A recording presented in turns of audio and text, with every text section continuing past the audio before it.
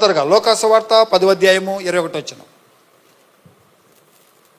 ఆ గడియలోనే యేసు పరిశుద్ధాత్మ యందు బహుగా ఆనందించి, తండ్రి, ఆకాశమునకును భూమికిని ప్రభువా, నీవు జ్ఞానులకును వివేకులకును ఈ సంగతులను మరుగు చేసి పసిబాలులకు బయలుపరిచినావని నిన్ను స్తుతించుచున్నాను. చూడండి, యేసుక్రీస్తు పరిశుద్ధాత్మలో బహుగా ఆనందించారంట. ఇప్పుడు యేసుప్రభు ఎలా ఉన్నారండి? బహుగా అంటే ఎంత ఆనందం, చెప్పలేనంత ఆనందంతో ఉన్నాడు యేసయ్య. అలా ఏమైంది యేసయ్య? చచ్చిపోయిన వాడు కళ్ళు వచ్చినప్పుడు, సరే చచ్చిపోయిన వాడు బతికినప్పుడు కూడా ఇంత ఆనందంగా ఉన్నాడని ఎక్కడ రాయిలా. సచ్చిన వాడిని బతికించాడని రాశారు, అంతేగాని అప్పుడు యేసు ప్రభు వాడు బతకడం చూసి బహు ఆనందముగా ఉండేనని లేదు అక్కడ. కానీ ఇక్కడ మాత్రం అందరూ వినాలి, యేసుక్రీస్తు పరిశుద్ధాత్మ యందు బహుగా ఆనందించి తండ్రిని స్తుతిస్తున్నాడు, తండ్రిని ఆరాధిస్తున్నారు, తండ్రిని స్తుతిస్తున్నాడు. ఏంటయ్యా యేసయ్య ఎంతగా స్తుతిస్తున్నావు, ఏంటయ్యా యేసయ్య పరిశుద్ధాత్మను ఎంతగా ఆనందిస్తున్నావు అంటే చెప్పండి. ఇప్పుడు తండ్రిని స్తుతించి ఎంతగా ఆనందించిన యేసయ్య ఎక్కడున్నారు? ఫస్ట్ అది చెప్పండి. మనలో ఉన్నారా? ఇప్పుడు మన నాలో ఉన్న యేసయ్య ఇప్పుడు పరిశుద్ధాత్మలో బహుగా ఆనందిస్తున్నాడు అనుకోండి. ఏంటి ఇట్లా ఆనందిస్తాడినా అని మనం ఏడుపు ముఖం వేసుకుని ఉండాలా? మనం కూడా ఆనందించాలా? మనం ఎవరైనా బాగా ఆనందించేటోళ్ళని చూసినప్పుడు మనకు నిజంగా ఆనందం వస్తుందా? కుళ్ళు వస్తుందా? స్తోత్రం, హల్లెలూయా, హల్లెలూయా. అందుకే ఇక్కడ యేసుక్రీస్తు పరిశుద్ధాత్మలో బహుగా ఆనందిస్తున్నాడు కనుక ఇలా ఆనందించి యేసయ్య నాలో ఉంటే అప్పుడు ఆయన అనుభవమే నా అనుభవం అవుతుంది. ఆయన ఎక్కడ ఆనందిస్తాడో అక్కడ మనం అంతగా ఆనందిస్తాం. ఇప్పుడు నా ఆనందం ఏంటి చెప్పండి, నా సంతోషం ఏంటి చెప్పండి. యేసయ్య ఎక్కడ సంతోషిస్తే అక్కడ నేను సంతోషిస్తా, ఎక్కడ ఆనందిస్తే అక్కడ ఆనందిస్తా. అందుకే నేను ఆనందించాలంటే నాలోనే యేసయ్య ఆనందించాలి, నేను సంతోషించాలంటే నాలోనే యేసయ్య సంతోషించాలి. ఆయన ఎక్కడ సంతోషిస్తాడో చూసుకున్నా, అబ్బా ఇక్కడ సంతోషంగా నేను కూడా ఫుల్ సంతోషం.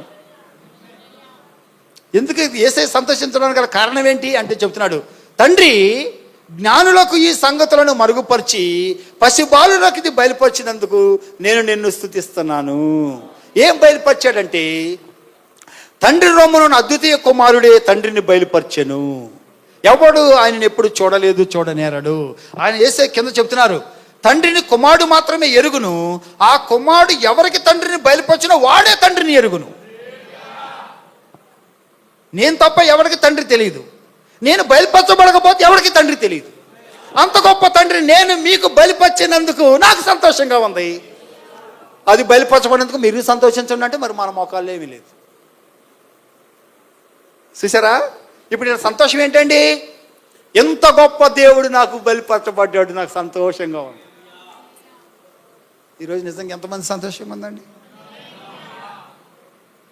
యేసయ్య మాత్రం ఫుల్ ఆనందం, బహుగా ఆనందిస్తున్నాడంట. ఇప్పుడు ఈ లోపల యేసయ్య ఎలా ఉన్నాడు?